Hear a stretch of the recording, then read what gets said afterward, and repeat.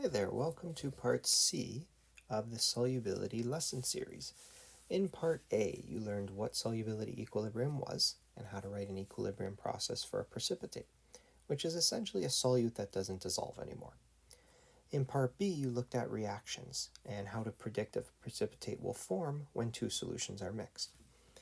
Finally, here we're going to look at how we can adapt or change how much of something dissolves very specifically with other substances. So by changing what the solvent is other than water will affect the solubility of something.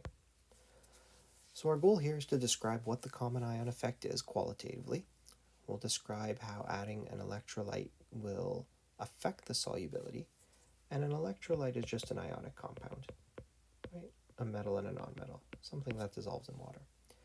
Lastly, we'll end off by proving mathematically how the solubility of something changes when there's a common ion present.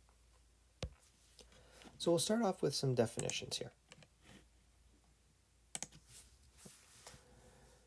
So in underline and bold, a strong electrolyte is a compound that fully ionizes in solution, so it's highly soluble. That's the key, right? So electrolytes, only something that dissolves a lot will affect solubility. So the reaction we looked at the end of part B was when we mixed 4 different ions, right? We looked at the reactions of NaCl and AgNO3, so we have 4 different things. And we looked at, ions, calcium chloride plus sodium sulfate. Again, all different ions. But now let's look at a solution or a situation where one of those ions is the same and see how the math doesn't change, but the outcome does. So qualitatively, if we have this solution here, if this is our equilibrium, salt, which is sodium chloride dissolving into sodium and chlorine. If we add hydrochloric acid, which in this case should be AQ, not a solid. So hydrochloric acid is a strong electrolyte, right, which means it dissolves a lot. So if we add that into a solution, right, where we have sodium and chlorine ions, what we're doing by adding HCl, as soon as they hit the water, it will dissolve into its ions. Now look, the amount of chlorine is going to increase. So according to Le Chatelier's principle, this will cause the first equilibrium, A, to shift to the left. So adding acid, hydrochloric acid, to salt water will actually precipitate sodium chloride out, which is very soluble in water to begin with. So when we add a solution that has the same ion as something in a solution, we decrease solubility. And that's what the common ion effect is. So common ions decrease solubility. So we'll look at this mathematically, and it's important that you make note of that. When there's 2 solutions with the same ion, it will be of lower solubility than if the solution was just dissolved in water instead. So let's analyze this. And we're being asked a very familiar question at this point. What is the molar solubility of PbCl2?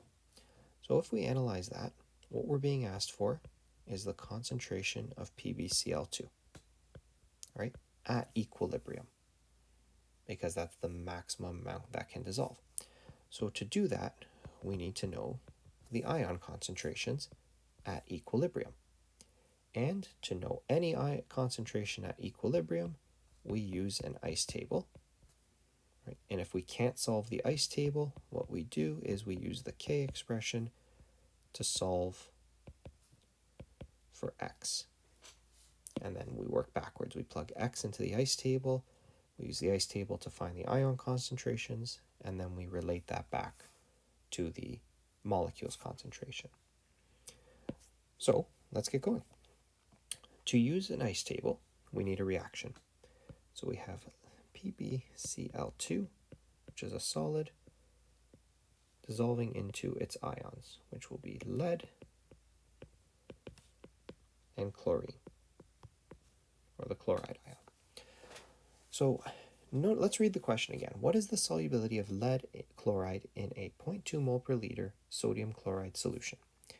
So the sodium chloride solution isn't reacting with the lead. It's there already. So the lead still dissolves in this solution.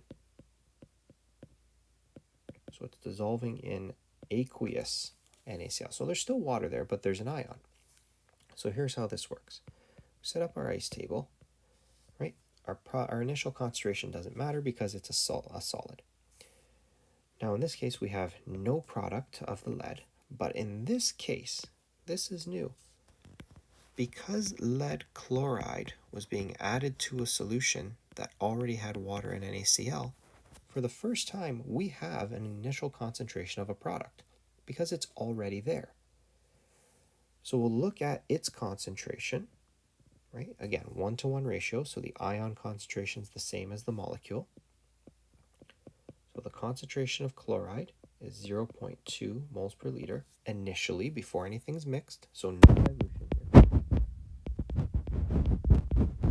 We're looking at the initial stage. So we have 0.2 moles per liter, and now nothing else changes. We're going to go through this the exact same way. So products, we gain products. So at equilibrium, we'll have 0.2 plus 2x. So if we can use this, and again, we don't have any other information to solve the ice table, so we'll use a K expression, KSP. And that's the important part, to know when to use it. To find equilibrium concentrations, ice table. If you can't solve the ice table, use the K value. Right? And if you can't solve the K value, well, then you don't have enough information unless there's another scenario. So don't forget to square this, right? We're using K, which was given to us, to solve for it. So we've got x. In this case, we've got 0.2 plus 2x squared. Now, if we're not careful, this could lead us to a quadratic equation, right? Because we have the plus 2x squared in this case.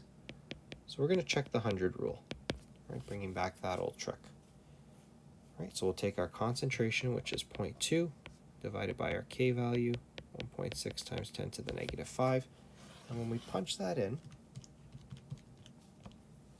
we're getting greater than 12,000.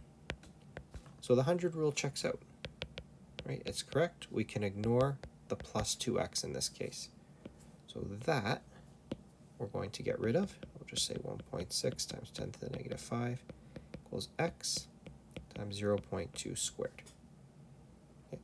We'll simplify this when we solve for x. So we'll do 0.2 squared first, then 1.6 e negative 5.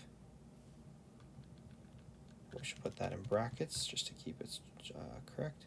Divided by that answer, we'll get 4.0 times 10 to the negative 4. Okay. So in this case, this concentration, so x is equal to the concentration of lead from our table. Because we're trying to find the original concentration of the molecule, okay, its solubility at equilibrium, which is equal to its ion concentrations, we're going to pick the easier ion, right? We could easily sub x back into the chlorine concentration, but it's just a more complex scenario. So let's just use this. Lead is a 1-to-1 ratio because it subscripts 1. So that means the maximum solubility of lead chloride is 10 to the negative 4 moles per liter. And we'll just change that here. In 0.2 molar NaCl. So that's our final answer. So using, again, everything we've learned up until this point, okay, we've analyzed how having a common ion affects the solubility. We have an initial product here. Okay, and we've highlighted that in the question without acknowledging that before we started. So this is important to understand the scenario that you're working with. And that's why the roadmap off to the side here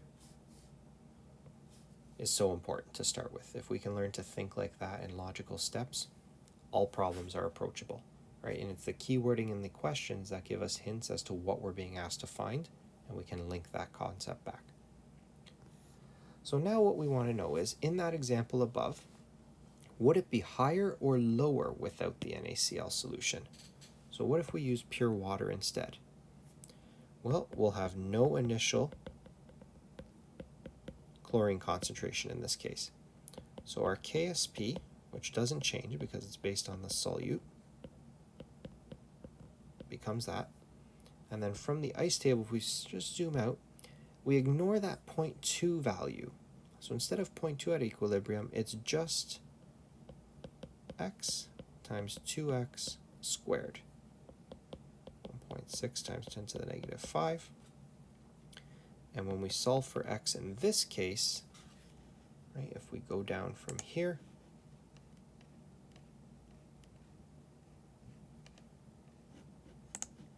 we're just going to use the magic of the recordings and having the answers in front of us. We get a value of 0.01587 moles. What we said was this equals the concentration of lead, which equals the concentration of lead chloride.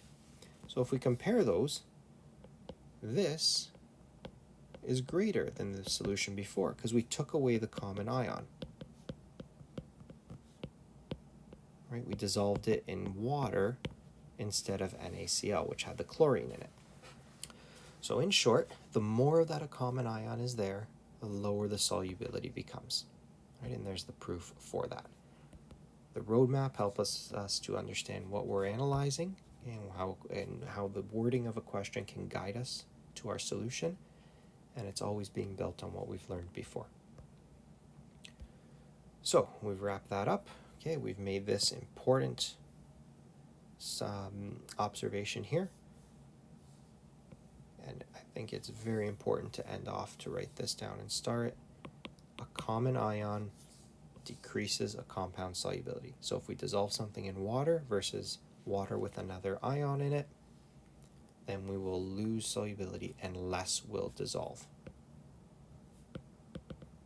Okay, so we would expect to see that precipitating out.